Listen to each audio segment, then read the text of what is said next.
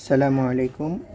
আমি মোহাম্মদ মুহিবুল্লাহ আর রাফিজ বায়োলজিকের পক্ষ থেকে সবাইকে স্বাগতম। আজকে আমরা আলোচনা করব এরিথ্রোসাইটিক সাইজোগনি নিয়ে।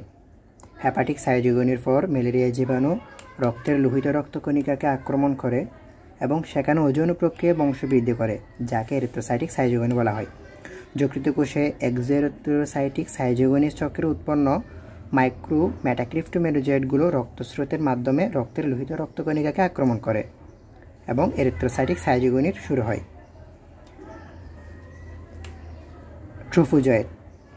ট্রোফোজয়েড হচ্ছে মেরোজয়েড।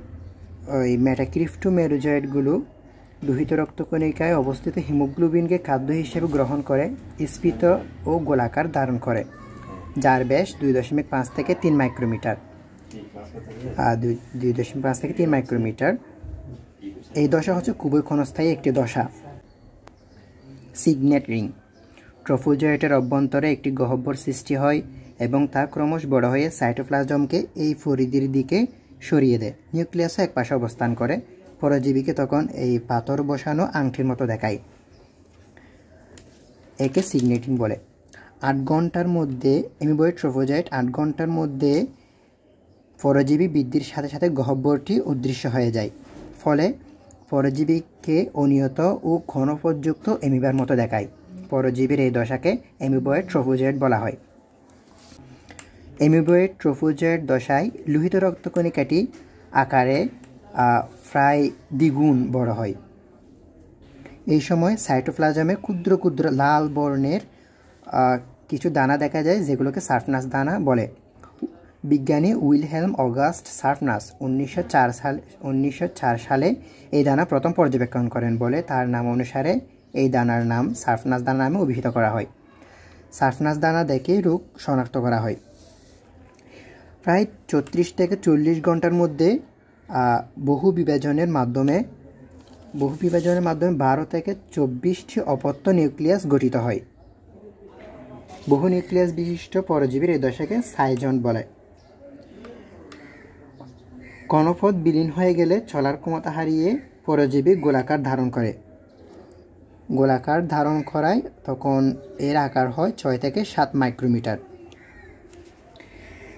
এরপর হচ্ছে ইতিমধ্যে বক্ষণকৃত হিমোগ্লোবিনগুলো হচ্ছে পরিপাক হয়ে অ্যামাইনো অ্যাসিড এবং হিমাটিনে পরিণত হয়। অ্যামাইনো অ্যাসিড এবং হিমাটিনে পরিণত হওয়ার পর অ্যামাইনো অ্যাসিডগুলো হচ্ছে পরজীবীর কার্যিক গঠনে ব্যবহৃত হয় এবং হিমাটিন রূপান্তরিত হয়ে হিমোজয়েন নামক বিষাক্ত বর্জ্য পদার্থে পরিণত হয়। হিমাটিন থেকে হিমোজয়েন উৎপন্ন হয়।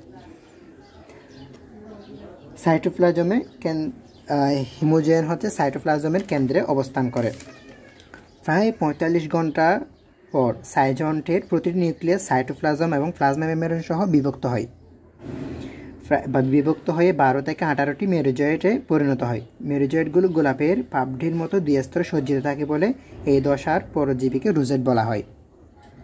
রোজেটে 12 থেকে 18টি মেরোজয়েট থাকে। মেরোজয়েট পুষ্টি লাভের মাধ্যমে লোহিত রক্তকণিকাকে বিদীর্ণ করে বাইরে বেরিয়ে আসে। এ সময় রক্তের শ্বেত রক্তকণিকা তাকে প্রতিরোধ করার চেষ্টা করে, ফলে রক্তে প্রচুর পরিমাণে ফাইব্রিনোজেন নামক রাসায়নিক পদার্থ জমা হয়, যার কারণে দেহে জ্বর আসে।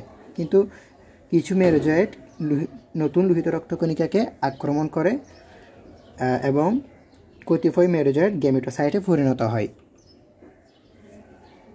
এগুলো হচ্ছে মেরোজয়েট।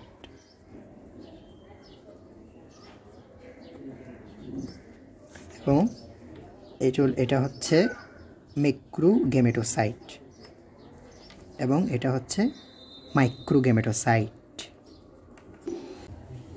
এই খণ্ডিত অংশ দ্বারা লোহিত রক্তকণিকার ভাঙন ও রক্তস্রোতে হিমোজয়েনের প্রবেশকে বোঝানো হচ্ছে।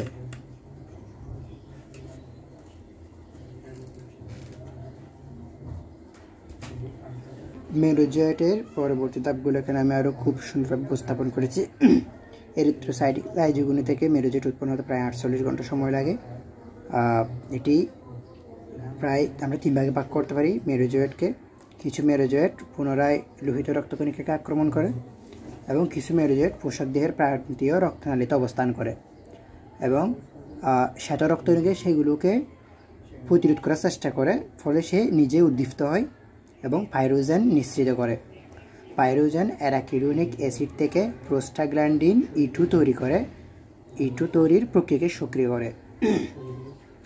প্রোস্টাগ্ল্যান্ডিন E2 মস্তিষ্কের হাইপোথ্যালামাসকে প্রভাবিত করে, ফলে থার্মোস্ট্যাটিক সেট পয়েন্টকে বাড়িয়ে দেয় এবং দেহে কম্পন দিয়ে জ্বর আসে। আর এই জ্বরের তাপমাত্রাটা হচ্ছে 105 থেকে 106 ডিগ্রি ফারেনহাইট। আর কিছু মেরোজয়েড রূপান্তরিত হয়ে ফুঙ্গেমিটোসাইট এবং স্ত্রীগেমিটোসাইটে পরিণত হয়। ফুঙ্গেমিটোসাইটকে মাইক্রোগেমিটোসাইট এবং স্ত্রীগেমিটোসাইটকে ম্যাক্রোগেমিটোসাইট বলা হয়।